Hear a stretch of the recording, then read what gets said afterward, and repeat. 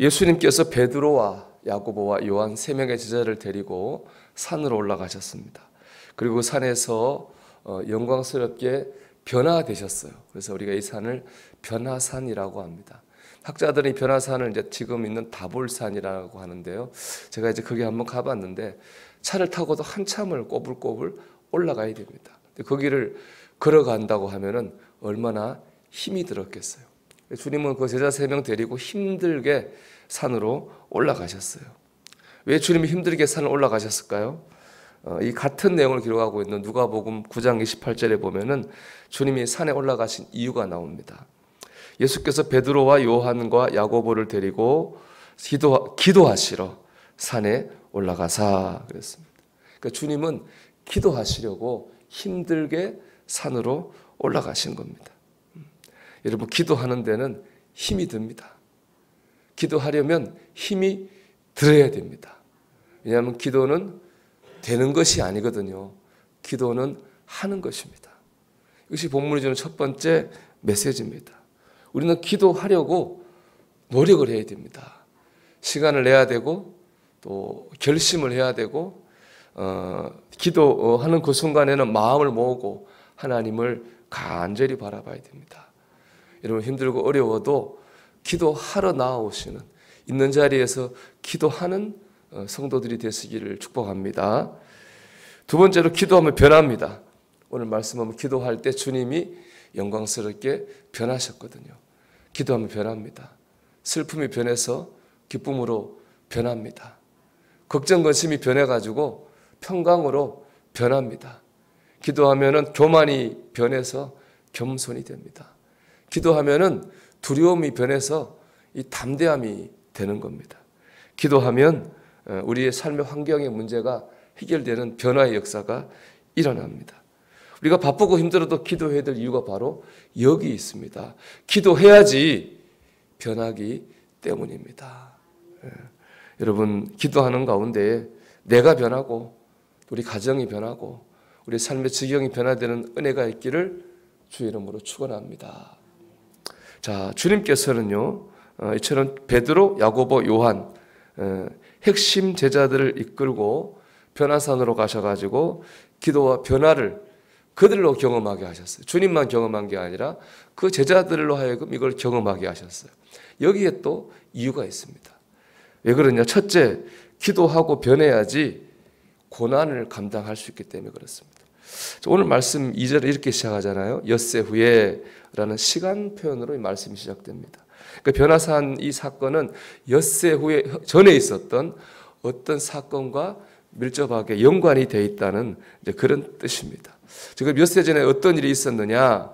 그것은 바로 마가복음 8장 27절에서 38절에 일어난 사건을 지금 말하는 거거든요. 이때 이런 일이 있었습니다. 주님께서 제자들에게 물으시죠. 너희는 나를 누구라 하느냐? 베드로가 정확한 신앙 고백을 합니다. 주는 그리스도시고 살아계신 하나님의 아들입니다. 그러자 주님은 베드로와 제자들에게 이제 비로소 주님께서 십자가에서 고난을 받고 죽으실 거다. 그리고 부활할 거라고 하는 것에 대해서 말씀을 하셔요. 그 말을 들은 베드로와 제자들이 펄쩍 뜁니다. 그들은 주님이 고난받고 죽는다고 하는 걸 하나님의 아들인데 그걸 받아들일 수 없는 거예요. 그러니까 주님이 베드로와 제자들을 막 꾸짖으셨어요. 여러분, 그렇습니다. 주님도 고난을 받으시거든요. 그거를 깨닫게 하시려고 온 게 변화산이라는 거예요. 여러분, 주님도 고난을 받으십니다. 우리가 고난받는 것이 하나도 이상한 것이 없습니다. 그러니까 기도와 고난을 관계로 설명하면 기도한다 그래가지고 고난을 면제받는 것이 아닙니다.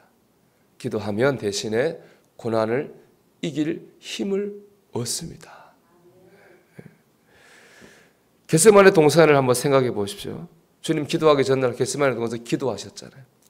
열심히 기도하셨죠. 그렇게 받은 응답은 십자가가 없어지는 건가요? 그렇지 않죠.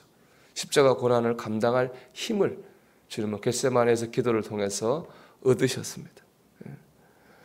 우리가 기도해야 됩니다. 기도 응답으로 받은 건 십자가 고난을 이길 힘이기 때문에 그렇습니다. 우리는 기도에서 영적인 변화, 인격적인 변화를 경험해야 됩니다.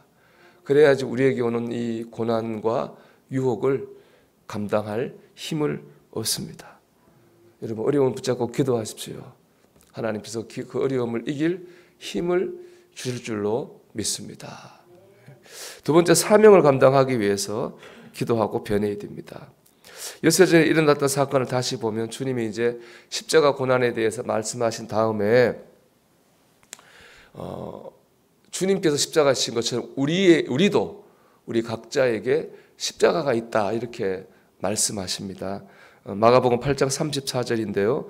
누구든지 나를 따라오려거든 자기를 부인하고 자기 십자가를 지고 나를 따를 것이니라 그렇게 말씀하셨어요. 주님께서 주님의 십자가가 있는 것처럼 우리 각자에게도 내 몫에 십자가가 있습니다.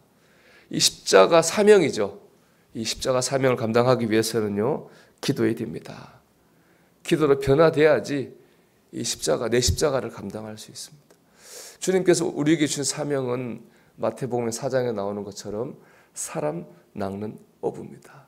우리는 예수 그리스도의 복음으로 사람을 구원해야 됩니다. 근데 사람을 낚으려면요, 먼저 해야 될 일이 있어요. 내가 죽어야 됩니다. 내가 죽어야 사람을 낚을 수 있어요. 남편을 믿음으로 낚으려면 아내가 죽어야 됩니다. 자녀를 믿음으로 낚으려면 부모가 죽어야 됩니다. 내가 안 죽은 상태에서 사람을 낚으려고 어설프게 하면은 사람을 낚기는 그냥 오히려 상처 주고 하나님 영광만 가립니다. 우리는 기도해야 됩니다.